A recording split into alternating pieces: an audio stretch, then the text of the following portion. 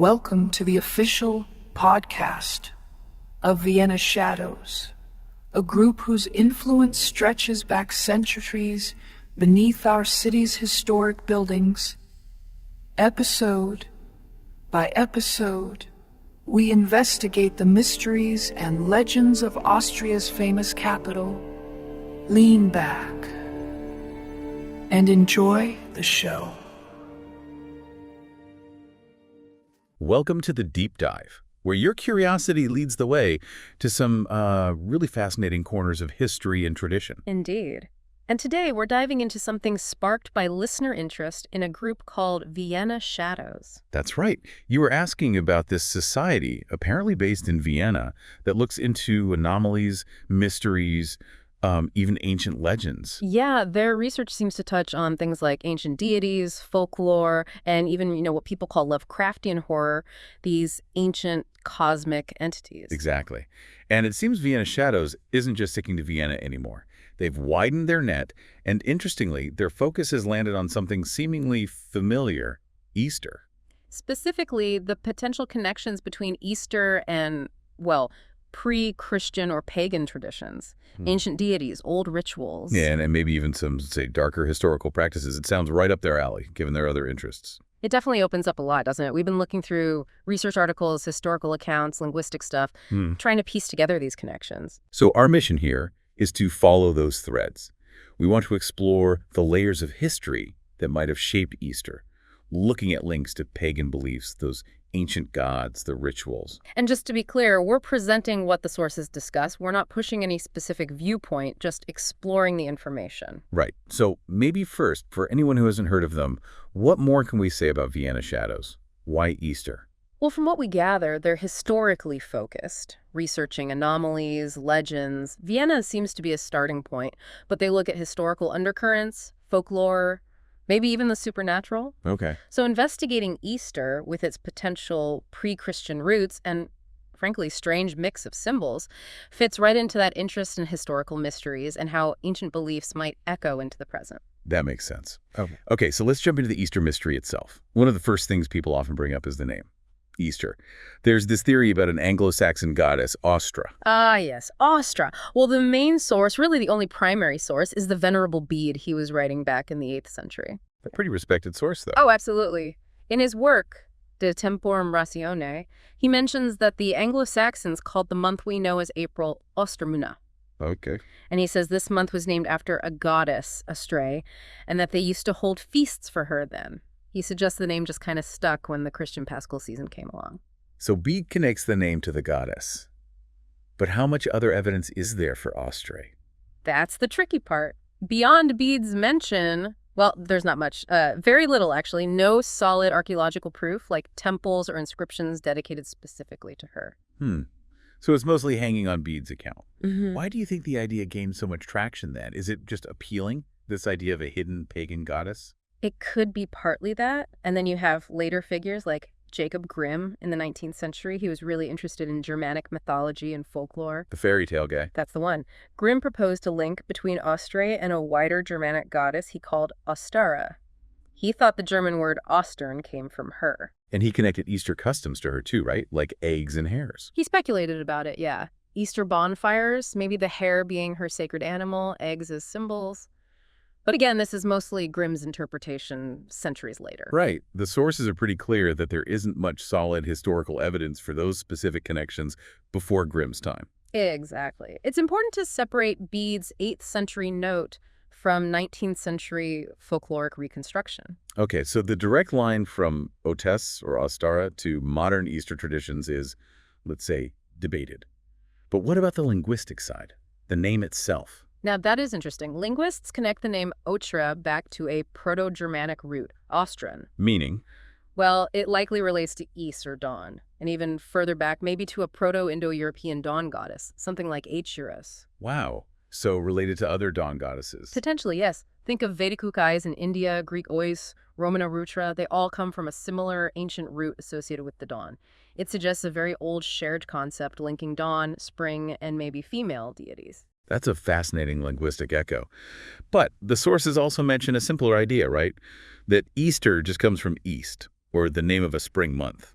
Yes, that's the other main theory. Spring is in the east, where the sun rises, symbolizing new beginnings. It could just be a directional or seasonal name, much less goddess-centric, as you said. And crucially, most other languages don't use a word like Easter. Exactly.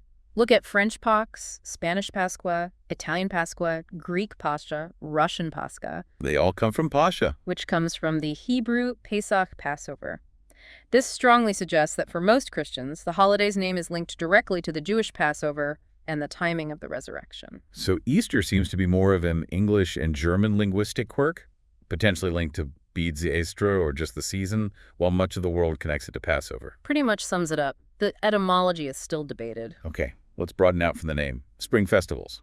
Clearly, celebrating spring wasn't invented by Christianity. Ancient cultures were doing it long before, yeah. Oh, absolutely. Across the ancient world, the arrival of spring with its themes of renewal, fertility, rebirth, that was a major time for celebration and ritual. And our sources point to some really striking examples, like the Mesopotamian myth of Inanna or Ishtar. Yes, the Sumerian and Babylonian myth. It's quite powerful. Inanna, the queen of heaven, goes down into the underworld, essentially dies, and then is resurrected. Often it's linked to rescuing her consort, Tammuz, who represents vegetation. Death and resurrection tied to the seasons. Exactly. Their return brings life back to the earth in spring. It's a very ancient narrative pattern. Dr. Tony Nugent, for instance, suggests this myth might be one of the deep roots for later resurrection stories, including Easter's. You see similar fertility goddesses elsewhere too, right? Astarte, Aphrodite. Yes. This archetype of a powerful female deity linked to life, death, and rebirth was quite widespread in the ancient Near East and Mediterranean. Okay, moving west to Rome. They had Floralia. Sounds floral. It was. Dedicated to Flora, the goddess of flowers and spring, held late April, early May. It was a celebration of blooms, new life, fertility. What do they actually do? Lots of things. The sources mention theatrical shows, sometimes quite risque apparently. Games, the Ludi Florals processions, people wearing bright clothes and flowers. And fertility symbols. Definitely. They'd release hares and goats in the Circus Maximus, both known for, well, procreation. They even threw things like beans and lupins at the crowd, also symbols of fertility. Was it all fun and games, or were there more serious rituals? Sacrifice? Yes, animal sacrifice was part of it. Offering animals like hares and goats to Flora, asking for her blessing on fertility, for crops, for everything to grow. It clearly shows that connection between spring festivals, fertility, and seeking divine favor through ritual offerings. And they had other spring festivals too. Right, like for Anna Perenna around the Ides of March, focused on the turning of the year, also with fertility aspects. Okay, Rome had Flora. What about the Celts? Beltane comes up a lot. Beltane, around May 1st, a really major festival marking the start of summer in the Gaelic calendar. Its main focus was protection for cattle, crops, people, and encouraging growth. And fire was key, right? The bonfires. Absolutely central. Right. Special bonfires were lit. The smoke and flames were seen as purifying and protective. People and animals would walk between two fires or leap over them for luck. Kind of like a ritual cleansing. Exactly. And other customs, too, decorating with yellow mayflowers, making may bushes, visiting holy wells, collecting the morning dew on Beltane. And he mentioned a sacrifice here. There are historical hints. Geoffrey Keating wrote about possible sacrifices to a god named Baal at Uisnech, a very important ritual site in Ireland. Is there physical evidence? Archaeology at Uisnech has found evidence of huge fires and layers of burnt animal bones, which strongly suggests large-scale animal sacrifice took place there, likely around Beltane. Animal sacrifice. Okay. What about darker side? Any hints of human sacrifice? It's more folkloric and debated, but yes, there are some legends connecting Beltane with human sacrifice, sometimes through things like the Beltane cake, where whoever got a certain piece was symbolically sacrificed. Direct proof is scarce, though. Still, the theme keeps popping up. And they had other spring markers, too, like Imbolc. Yes, Imbolc around February 1st, linked to the goddess Brigid, purification, new beginnings, another point in the cycle leading towards spring's full arrival. Okay, so Celtic traditions also involve fire, protection, fertility, and likely animal sacrifice. Let's go back to the Germanic Anglo-Saxon side, besides Bede mentioning feasts for Ostre. And the related German month name, Ostermanoth, yeah. Well, as we said, Grimm speculated about Ostara customs, bonfires, dancing, maybe the hare sacred, but specific details from the pre-Christian era are thin on the ground. But there was that interpretation of Bede, contrasting Christian praise with something else. Right. Some scholars suggest that when Gide talked about the Christian sacrifice of praise at Easter, he might have been implicitly contrasting it with the animal sacrifices that likely happened during the pagan Easter festivals. It hints that sacrifice was probably part of those earlier Germanic spring rites, even if Bede doesn't spell it out. An implied contrast. Okay. Interesting. And finally, Slavic traditions. The Marzana ritual sounds quite dramatic. It is. The drowning and burning of Marzana. She's an effigy, representing the goddess of winter and death. Around the spring equinox, people would make this effigy, parade it, often denounce it, then burn it and or drown it in a river. A symbolic killing of winter. Precisely. A very clear ritual act to banish winter and welcome spring's return. It's about ending the old and bringing in the new life. And you mentioned Stravinsky's Rite of Spring. Yeah, while it's a ballet, a piece of art, not a historical account, it famously depicts a fictionalized pagan Russian spring ritual culminating in a chosen maiden dancing herself to death as a human sacrifice to ensure fertility. It captures that intense, primal idea of sacrifice for renewal, even if it's artistic license. Okay, so across these different cultures, Mesopotamia, Rome, Celts, Germanic tribes, Slavs, we see recurring themes. Renewal, fertility marking the end of winter, and often some form of ritual offering or symbolic death, including animal sacrifice and maybe even, in some contexts, human sacrifice. That seems to be the broad picture emerging from the sources, yes. So let's connect this back to Easter customs today. Eggs, you mentioned them earlier, ancient symbol. Definitely ancient. Eggs symbolizing new life, fertility, rebirth that pops up everywhere long before Christianity. Egypt, Persia, Babylon. The practice of decorating and eating them after Lent in medieval Europe probably tapped into that existing symbolism. And Christians adapted it. Seems so. Early Christians in Mesopotamia dyed eggs red to symbolize Christ's blood. And then you get the later German folklore about the Easter hare, or bunny bringing the eggs, sometimes linked fancifully back to Avostra or Astara, transforming a bird. And the first written mention of the Easter hare hiding eggs was 1722? Around then, yeah, in German sources. So the bunny connection seems relatively later in folklore terms. Okay, so eggs have ancient symbolic roots, adopted and layered with Christian meaning, and later linked with the hare in folklore. What about the hare or rabbit itself? Why is it an Easter thing? Again, fertility. Hares and rabbits reproduce quickly, so they were natural symbols of springtime fertility in many cultures long before Easter. Associated with Ostre or Ostara? In some later interpretations and folklore, yes, particularly Grimm's ideas about Ostara, but the core symbolism is likely older and broader. And the Easter bunny as a figure bringing eggs. That seems to trace back to German Lutherans, maybe in the 17th century, with the first clear written accounts appearing in the early 18th century, as we said. It likely built on the hare's existing reputation as a spring fertility symbol. Okay. What about other things? Hot cross buns, flowers, candles. Well, there's speculation about hot cross buns, maybe descended from Saxon breads marked with a cross for Ostry. The cross itself could have been a sun symbol or represented the 4 seasons before it got its Christian meaning. Plausible, I suppose. And flowers, definitely.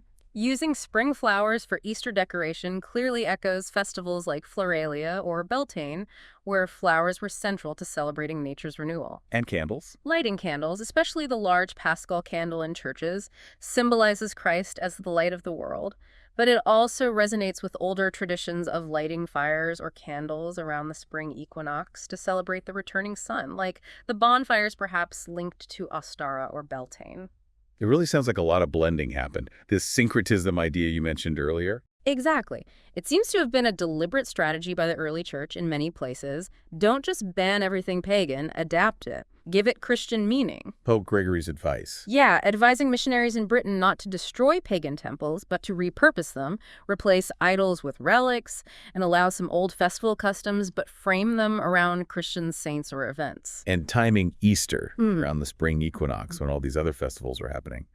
That wasn't accidental. Probably not. It tapped into existing rhythms and themes of rebirth and renewal, making the Christian message resonate more easily within those cultural contexts. Existing deities might get reinterpreted. Customs like feasting, decorating, gift-giving, even eggs and bunnies get absorbed and Christianized over time. A strategic assimilation almost. You could see it that way, yes. Okay, let's circle back to the more intense aspects. Ritual sacrifice. We mentioned animal sacrifice seemed common in pagan spring festivals. Floralia, Beltane. Yes, the sources are fairly clear on that. Hares and goats for Flora in Rome, seeking fertility. Cattle seem to have been sacrificed at Beltane, maybe to ensure the herd's protection and growth, possibly to a godlike Baal at major sites like Uznich. Any other examples? Viking spring blot sacrifices come to mind, offerings for good weather, fertility, success, often involving animals, like horses, with rituals involving the blood and a communal feast. And as we discussed, Bede's reference might imply animal sacrifice was part of Anglo-Saxon spring rites, too. So animal sacrifice seems pretty well attested as a way ancient peoples tried to communicate with their gods or ensure prosperity, especially around spring. What about human sacrifice? It's obviously a much heavier topic. It is, and the evidence is often more circumstantial or comes from potentially biased sources, like Roman writers describing Celts. Like Caesar and the Wicker Man. Exactly. Though Caesar doesn't explicitly link that to spring festivals, there are hints from Greek sources, like the Lycia festival in Arcadia, which might have involved human sacrifice to Zeus. And the artistic representations. Like the rite of spring, yes.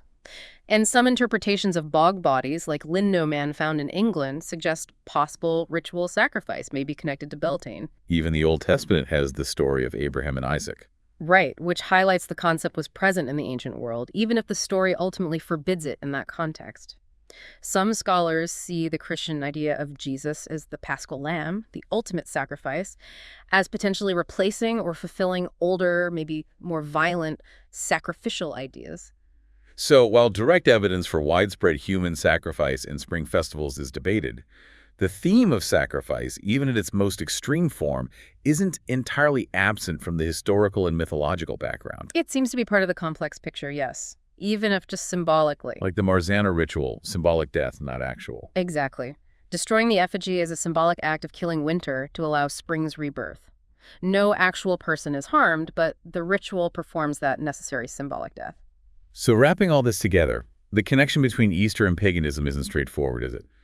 There's a lot of scholarly debate. Definitely. People disagree on the strength of the Osterlink, on where customs like eggs and bunnies really came from. Many emphasize the Passover connection as primary and most theologically significant for Easter. So some argue Easter is fundamentally Christian, with some pagan folk customs attached, while others see deeper pagan roots that were overlaid with Christianity through syncretism. That's a good summary of the main lines of debate. It's complex and depends on how you weigh the linguistic evidence, the folklore, the historical accounts, and the theological developments. Okay, so if we were to summarize the key takeaways from this deep dive, based on the sources we've looked at. Well, I'd say, 1, there's a potential, though debated, Germanic linguistic root for the name Easter, via Ostra. 2, many Easter symbols and the timing itself resonate strongly with ancient, widespread pagan themes of spring, fertility, and renewal. 3, the early church likely used syncretism, adapting existing pagan customs and symbols to aid conversion, leading to a blend of traditions. 4, animal sacrifice was a documented part of many ancient pagan spring festivals. And 5, evidence for human sacrifice is rarer and more debated, but the concept existed, sometimes symbolically, within these ancient ritual contexts. I think those cover the main points from our sources. So it's really not a simple yes or no to whether Easter is pagan. It's more about understanding this incredibly long history, this mix of Jewish roots, Christian theology, and layers of European folk traditions, some of which likely do stretch back into pre-Christian times. Precisely. A fascinating tapestry, really, with some threads perhaps darker or stranger than we usually consider. Absolutely. Which leads to a final thought, perhaps. Considering these deep ancient roots of celebrating spring, the human focus on renewal, fertility, even sacrifice and rebirth, how does understanding all these potential connections, including the more intense parts, change how we look at our modern traditions today, even the ones that seem completely secular or just about chocolate? That's definitely something to ponder. How much of that ancient world still echoes, even faintly? Indeed. Well, thank you for joining me on this fascinating deep dive. This concludes today's investigation. If you have any information about anomalies or historical records relating to the Vienna shadows, contact us through secure channels only. Until next time, stay vigilant. This is the podcast team of Vienna Shadows. Signing off.